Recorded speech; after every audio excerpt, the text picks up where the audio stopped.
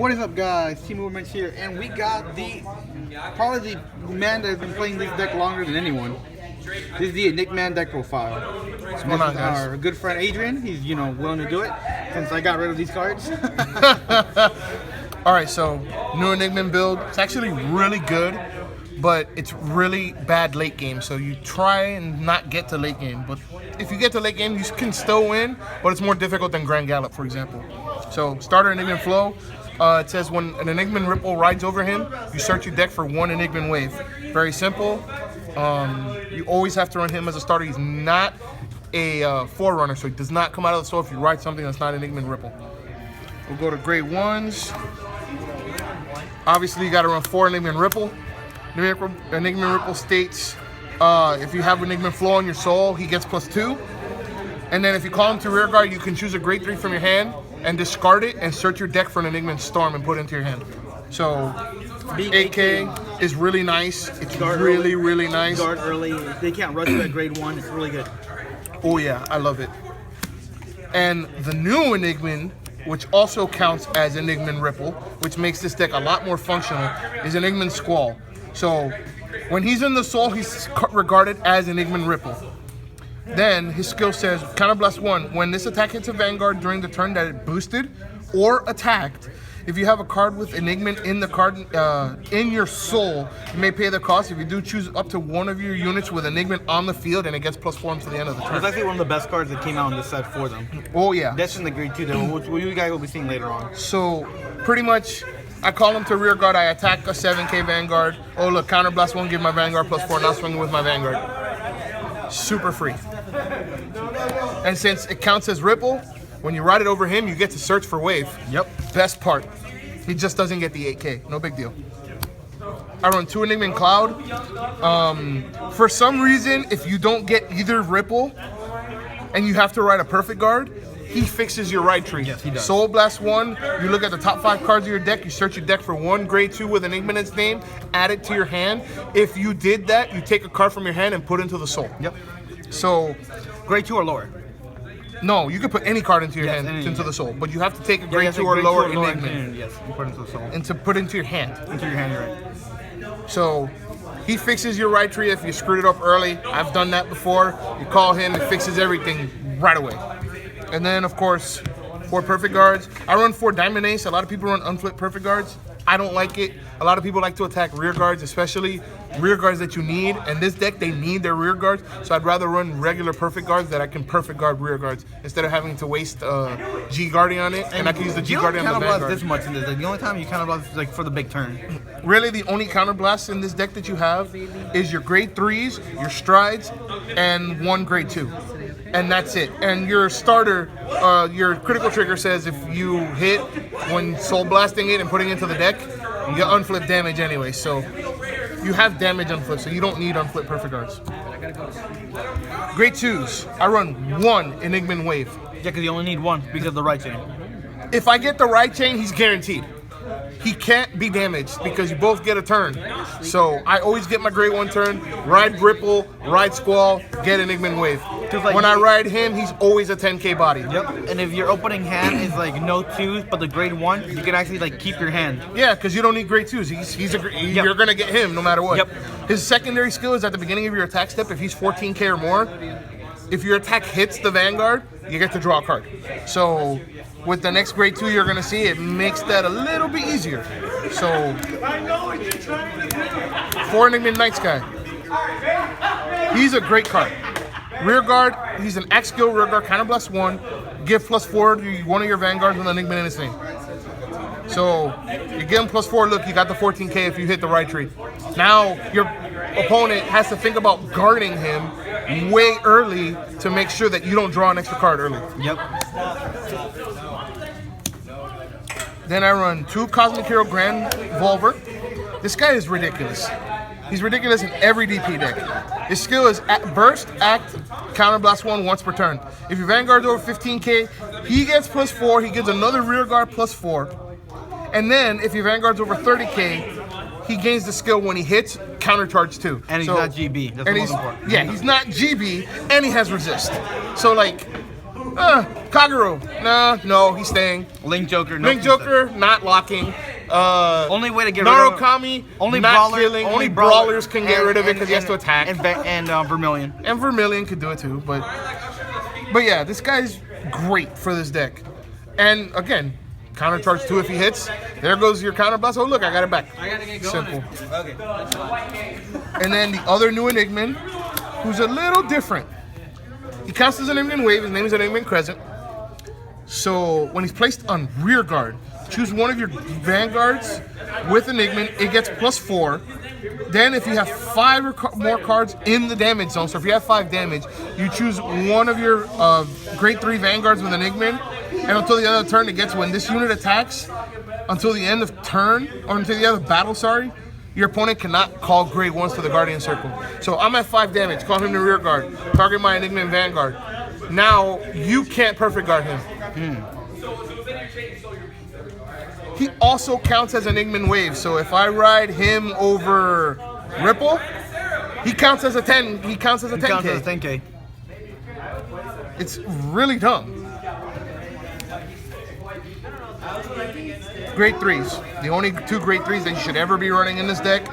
For Enigman Tornado, his skill at the beginning of the attack step, if he's got 19k power, he gains the skill Counter Blast 1, Soul Blast 1, and choose 2 cards from your hand and discard them.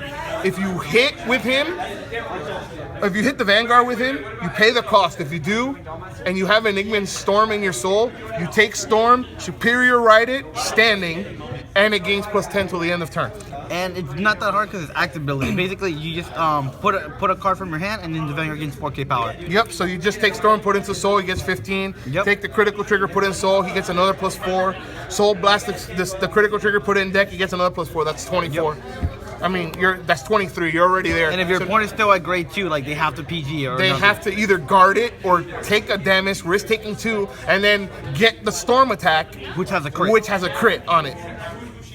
Which leads to the other grade 3, Enigman Storm. If you have an Enigman Wave in your soul, he gets +1. And then at the beginning of your attack step, if his power is 15k or greater, you gain +1 critical until the end of turn. Tornado does that for him because as soon as you superior ride him from the soul, he goes to 21. He gains, 21 right there. So what I like to do is I like to swing with Storm by himself for 23. They either perfect guard or no guard it. He hits, Counter Blast 1, Soul Blast 1, discard 2. Superior ride him and then swing with him boosted. Yep, and that'll be 26 with a crit, and that's not counting triggers. If you put a trigger, you can. No, it's actually 28 because remember your starter doesn't come out. 28, and then if you put a trigger behind it, it's 33. So trigger lineup. We're gonna go there first. I run 6 crits. Most of my units give critical triggers, give themselves crit, so I don't need to run as many crit. But the most important one is this one, Enigman Sunset. When he's in the soul, you can soul blast him and put him on top of your deck. You give your Vanguard with Enigman +4, which is basically the whole deck.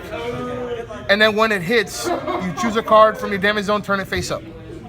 And then shuffle it back in. You shuffle it back into your deck. So he goes back into the deck free, and it's another crit that goes back into the deck. So, yeah, drive check it. Oh look, you drive check it. You got it once. Now you put it to the soul with Tornado, put it back in the deck, and now it's back in the deck, and it's like you never hit it in the first place. Yep. Then I run 6 draw. Make sure you run 4 of the Enigman draw. So it's the most broken draw trigger in the game. It's not just a draw trigger, it's a stand trigger. The thing is that the Enigman draw trigger also fuels the grade 2. Yes. That says you have to counter blast an Enigman. So there you go. You got more Enigman names to choose from. Yep. And then the misprint. Yeah. It's the biggest misprint in history because it's a draw and a stand, but you know. And then of course I run 4 heals because every deck runs 4 heals. You're running 4 different heals? Running 3 different heals. I have the 4th one in Grand Gallop. I should probably just run 4 different ones. It'd be funny, but I haven't gotten around to that yet. So, out of all of them, which one likes you? No, I got a question. I like the female one, the best one. I may just run 4 of her, and that's it. Cause bitches. All right, stride lineup. So there are 2 different strides you can go into, and the situation varies. So I run 4 Cross Gallop, and I run 4 X Tiger. Now here's the thing. When you stride, you gain the normal power of the grade 3 that you have. So in Storm's case, it's 10k, and in Tornado's case, it's 11k. So if you're on Tornado as your Vanguard, you want to stride into Cross Gallop when you can because he's GB2. But if you're on Storm, you want to stride into Tiger because you're getting more power from every G unit face up. So it's a better chance you're going to get to the power. But it's harder to get to the power with Cross Gallop on Storm because he only gains 10k, so he's 25 instead of 26. And that extra 1k makes a huge difference. So I like to go into Tiger when I'm on Storm, and I like to go into Cross Gallop when I'm on Tornado. Tiger's skill is G-Flip 1 when he attacks. If your power is 45k or more, he gains +1 critical, and he gains 4k for every card face up in the G zone. He loves the late game. This card loves the late game. Yeah, this is why I said you can win late game, but it's better to try and win mid game. Because this guy, if you go second, or if you go first rather, and you get the Tornado play off, and you catch a heal trigger, then you can just G-Guardian and go straight into him. His skill is GB2 Counterblast 1. When he's at 35k or greater, you gain an additional drive check, so you get Quadra Drive. And if he's at 40k or more, you get +4 to your entire front row for every face-up copy of him that you have. He G-Flips anything, he G-Flips anything. So I could do this and G-Flip Grand Gallop. And then go into Grand Gallop and G-Flip Grand Gallop, or Cross Gallop, sorry. More power. And it's +8 to my front row. And since I attack with my Vanguard first, that means both of my front row is going to get guaranteed +8,000 power minus triggers, not counting triggers. So then, this is where the deck varies for me. I run 2x Rogue. If for some reason I don't feel comfortable going into X-Tiger first turn, I don't feel like I'm going to get to the power, I can go into him. And his skill says when this attack hits, if your unit's power is 37,000 or greater, you retire one. Your opponent chooses one rear guard, retires it, and you draw a card. So after drive checks, if he's 37k or more, he's not like X-Tiger. He's him and X-Falcon have that ruling. Right. So him and X-Falcon both are after drive checks. So I like to run two of him just in case. You never know what might happen. I run one Sea Breeze just in case my opponent gets grade locked. I have infinite counterblast, so I'm not worried about it. I don't really need to go into him because I don't have any GB1 units. But it's nice to have the triple drive one turn, especially if they're at grade 2. And I don't have the way to pay for Tornado. Now here's the tech that people don't play that I play. One Dark Superhuman Omega. I teched one in. This guy is amazing. He helps out a lot in the Angel Feather matches, because then he makes him go down to 0. So his skill is Counterblast 2, Soul Blast 1. Choose a unit on your field and put it into the soul. Whatever the original power of that unit was, you minus your opponent's entire front row by that much power. So basically, I had Tornado in the rear guard. I stride him, Counterblast 2, Soul Blast 1, put him into the soul. I minus the entire front row by 11, so now the Vanguard is 0. Yep, it's as if and the rear guards are -2. It's as if all your rear guards gain +10. Yeah, essentially. Actually, they gain +11, really. So it costs 20k extra guard just to guard each attack now. So I love running this guy. I run him in Grand Gallop too. In fact, I played a game today where I broke road over Original Saber 0 and then used him and minus my Vanguard 16k power, and I ended up winning the game because of that turn. He was -5 going in, and it was just like, okay, 38 at your -5, 39 at your -5, 44 with a crit to your -5. Just the numbers are free. So I love this guy. I run 2x Caribou. Simple skill. When he's placed on Guardian Circle, you discard one card. He gives +10k extra shield and gives your Vanguard +4k power. +10 if your opponent's whatever he's guarding is more than 30k, which is everything on a stride turn. Yep. So you just stride. Oh, he's attacking the Vanguard. G Guardian 30. My guard is now 40. And now for you discarding become, a card. and then you become a crossfire for the rest of the turn. And I become a 15k for the rest of the turn. And this was great against the Angel Feather matchup too because it saved me a bunch of times. Then I run 2 Dismal. I'm thinking about changing one Dismal into a Screw, but I like running the 2 Dismal because I do come across that Kagero matchup that says, oh, I get to retire or whatever. No, I'm going to Dismal this rear guard and now you can't do it. I don't think you need Screw because he does the same thing as Screw. Well, yeah, but again, like sometimes you're not getting the 30k attack and I can Screw and still get 25k shield. So But this guy is great for the Kagero matchup. He's great for the mirror match. This saves you in the mirror match. He's great for the Narukami match. He's great for the Link Joker match. You know, that's why I run him at 2. I thought about taking him 1 out, but It's coming clutch. it's coming pretty clutch. So that's Enigman, guys. I appreciate your time.